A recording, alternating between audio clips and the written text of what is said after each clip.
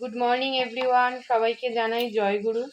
আজকে হচ্ছে সোমবার, তো সপ্তাহ শুরু হয়ে গেছে আর সারা সপ্তাহ কাজও শুরু হয়ে গেছে। সকাল সকাল ঘুম থেকে উঠে বাসি কাজ সমস্ত সেরে নিয়েছি, শুধু ঘর মোছাটা এখনো বাকি। রান্নার ফাঁকে ফাঁকে কাজ করি, ঠিক আছে। জামা কাপড়টা সকালে উঠে ভিজিয়ে ফেলি, এবার রান্নার ফাঁকে ফাঁকে গিয়ে ওটাকে কেচে ফেলি, আবার ঘরটা মুছে ফেলি।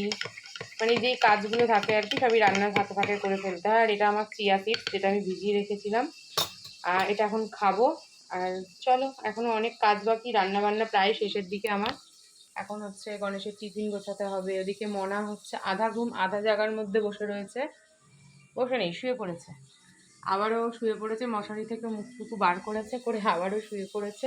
আর গণেশও উঠেছে। তো চলো, আজকে অনেকদিন পর গণেশকে বলেছি একটু কফি খাবো, অনেক দিন ধরে মনটা একটু কফি কফি করছে, কিন্তু কফিটা আর খাওয়া হয়ে উঠছে না। মনার পেটে একটু প্রবলেম ছিল বলে কফিটাকে একটু বাদ দিয়েছি, নাহলে শীতের শুরু থেকে একদম কফি খাওয়া শুরু হয়ে যায়।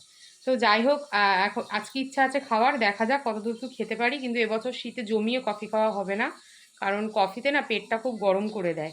তো যে কারণে জমিয়ে কফি খাওয়া হবে না, তবে খাবো, মাঝে মধ্যে খাবো আর কি।